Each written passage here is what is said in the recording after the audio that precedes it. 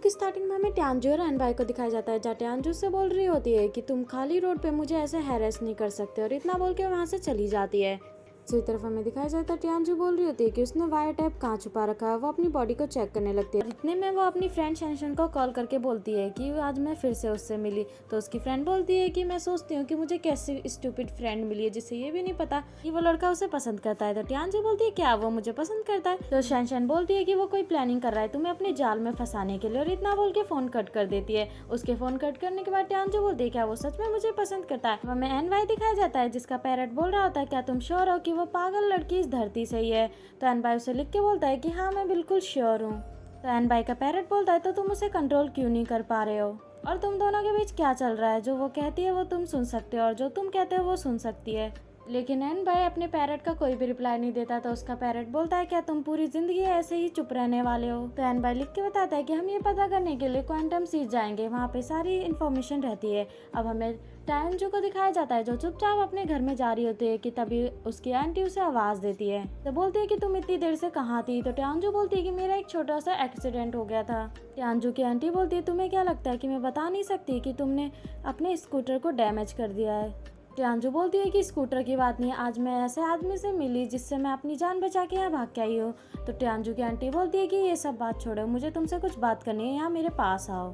ट्यांजू अपनी आंटी के पास जाती है। उसकी आंटी बोलती है कि अब तुम इतनी बड़ी हो चुकी हो कि तुम अपने आप को सपोर्ट कर सको, क्योंकि अब हमारे पास इतना पैसा नहीं है कि हम तुम्हारा और तुम्हारी ग्रैंड माँ का ध्यान रख सकें, क्योंकि शादी के बाद हम लोग दूसरी जगह ढूंढ रहे हैं, हम इसी स्टोर को भी बेच देंगे, तो अच्छा होगा कि तुम भी अपने लिए कोई ना कोई जगह ढूंढ लो। ट्यांजू बोलती है कि ऐसा मत करिए, मैं कहाँ जाऊंगी अपनी ग्रैंड माँ को लेके, जब मेरे पास पैसे आएंगे तो मैं आपको सारे पैसे पे कर दूंगी। तो ट्यांजू की आंटी बोलती है कि तुम कितने पैसे पे करोगी, तुम्हारे डैड ने मरने से पहले भी बहुत सारे पैसे लिए थे। इतना बोल के ट्यांजू की आंटी अपने रूम में चली जाती है। हमें एनबाई दिखाई जाती है जहाँ पे उसका पैरट उससे पूछ रहा होता है क्या वो क्वांटम सी सच में सी है या सिर्फ वो सी की तरह दिखता है। तो एनबाई बोलता है कि जिसके पास स्टोन हो या फिर कोई इंसान हो वो ही उसे देख सकता है और उसके अंदर जा सकता है, लेकिन तुम नहीं जा सकते क्योंकि तुम एक वर्ड हो, इंसानी। अब हमें ट्यांजू को दिखाया जाता है जो उसी गैसोफोन को देख के बोल रही होती है कि अब हमारे पास कोई रहने के लिए जगह नहीं है, मैं और मेरी ग्रैंड माँ कहाँ जाएंगे।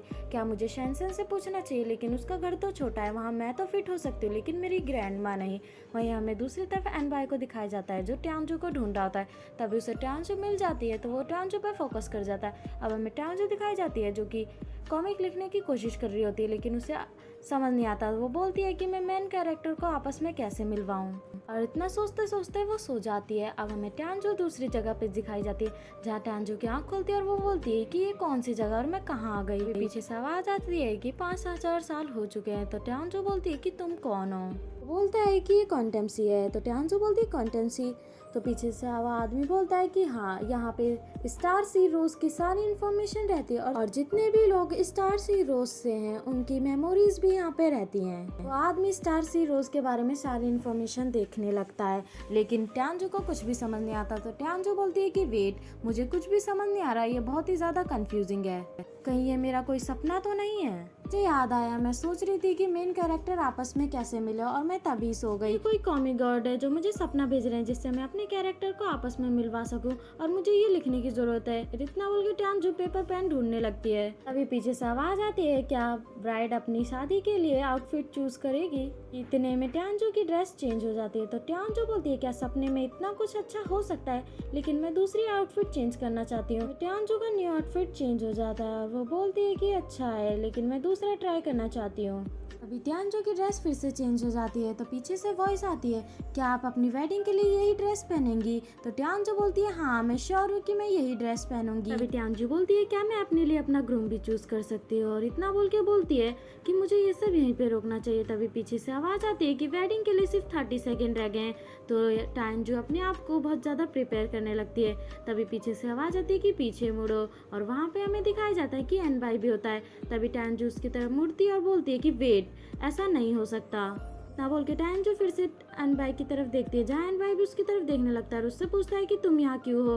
तो ट्यांजू बोलती है कि ये तो मुझे पूछना चाहिए कि तुम यहाँ पे क्यों हो, ये तो मेरा सपना है। एनबाई क्वांटम सी से पूछता है कि ये सब क्या हो रहा है। तो क्वांटम सी बोलता है कि तुम दोनों लीगली मैरिड हो चुके हो और तुम मेरे सपने में क्या कर रहे हो। और इतना बोल के ट्यांजू एनबाई के गाल पकड़ने लगते है और बोलती है कि ये सपना मुझे रियल सा क्यों लग रहा है। भाई टियांजू से कहता है कि तुम हो कौन। टियांजू बोलती है कि ये तो मुझे पूछना चाहिए कि तुम कौन हो, और मेरे सपने में यहाँ क्यों आए और यहाँ आके अपना ड्रामा स्टार्ट क्यों करने लगे। टियांजू कांटम-सी से बोलती है क्या मैं बदल सकती हूँ, तो कांटम-सी बोलता है क्या, तो टियांजू बोलती है कि मैं अपना ग्रूम बदलना चाहती हूँ, मुझे ये ग्रूम नहीं चाहिए। कांटम-सी बोलता है कि शादी एक प्रीसियस चीज है और तुम लोग शादीशुदा हो, तो मैं तुम्हारे लिए नया ग्रूम नहीं ला सकता। तो टियांजू बोलती है क्या मैं अपने सपने में वो नहीं कर सकती जो मैं चाहती हूँ। तो एनवाई बोलता है क्या हम डिवोर्स ले सकते हैं। तो टियांजू बोलती है कि तुम कौन होते हो डिवोर्स लेने वाले, डिवोर्स तो मुझे लेना चाहिए, वो भी तुमसे। तो एनवाई कांटम-सी से बोलता है कि हमें इस शादी को खत्म करने के लिए क्या करना पड़ेगा। तो कांटम-सी बोलता है कि तुम्हें फिर से किस करना पड़ेगा। तो टियांजू बोलती है कि तुम्हारा क्या मतलब फिर से। तो एनवाई बोलता है कि इसका मतलब यह है कि जब हमारी फर्स्ट किस हुई थी तो हमारी टेलीपैथी भी स्टार्ट हो गई थी, अगर हम दोबारा किस करते हैं तो हमारे टेलीपैथी से भी मुझे छुटकारा मिल जाएगा। टियांजू बोलती है कि तुम्हारा टेलीपैथी से क्या मतलब है। तभी कांटम-सी बोलता है कि शादी बहुत प्रीसियस होती है, कुछ भी करने से पहले एक बार सोच लेना। तभी एनवाई टियांजू से बोलता है क्या तुम समझ गई। तो टियांजू बोलती है क्या मैं समझी। एनवाई बोलता है कि तुम मुझे दोबारा नहीं देखना चाहती। तो टियांजू बोलती है हाँ। तो एनवाई बोलता है कि तुम मेरी आवाज भी नहीं सुनना चाहती। तो टियांजू बोलती है बिल्कुल हाँ। तो एनवाई बोलता है कि करो। तो एनजी बोलती है क्या करूं। एनवाई बोलता है कि मुझे किस करो, अगर तुम नहीं कर सकती तो मैं कर सकता हूँ। ना बोल के एनवाई टियांजू को किस करने वाला होता है, लेकिन इतने में टियांजू उसे धक्का दे देती है और वो सपने से भी उठ जाती है। सपने से उठने के बाद टियांजू बोलती है क्या वो सपना था या रियल में था। हमें एनवाई दिखाया जाता है जो लिख के अपने पैरेट को बता रहा होता है कि ये सब हुआ। तो उसका पैरेट बोलता है क्या तुम दोनों के बीच किस हुई, अगर नहीं हुई तो कोई बात नहीं, तुम ऐसे ही मेहनत करते रहो। तो एनवाई बोलता है कि उसे ऐसा लगता है कि वो सब एक सपना था। मुझे एक बात समझ नहीं आ रही। उसने कहा कि वो अपने सपने में थी और वो अपने कॉमिक का सपना देख रही थी। तो उसका पैरेट बोलता है कि ये सब फालतू की बात है, तुम्हें इस पे फोकस करना चाहिए कि तुम उसे फिर से किस कैसे करोगे।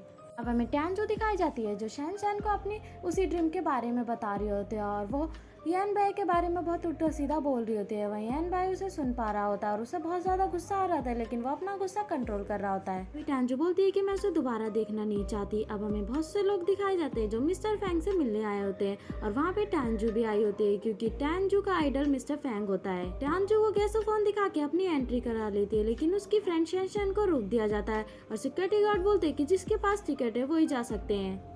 टियांजू वहाँ से चली जाती है। उसके जाने के बाद शैन अपना लाइव स्ट्रीमिंग स्टार्ट कर देती है। टियांजू एक रूम में दिखाई जाती है जहाँ पे वो मिस्टर फैंग का वेट कर रही होती है। तभी वहाँ एक आदमी आता है और उससे बोलता है क्या तुमने मिस्टर फैंग को देखा। तो टियांजू बोलती है कि अभी तक फैन मीटिंग स्टार्ट नहीं हुई तो मैं उनसे कैसे मिलूंगी। वो आदमी वहाँ से जाने लगता है। तो टियांजू बोलती है कि मिस्टर फैंग को क्या हुआ। तो वो आदमी बोलता है कि मिस्टर फैंग गायब हो गए। अब हमें एक आदमी दिखाया जाता है जो मिस्टर फैंग को ही ढूंढ रहा होता है। तभी हमें दिखाया जाता है कि मिस्टर फैंग बाथरूम में बैठे होते हैं। वो आदमी मिस्टर फैंग को वहाँ से ले जाने लगता है कि इतने में वहाँ एनवाई आता है और उन दोनों को हिप्नोटाइज कर देता है।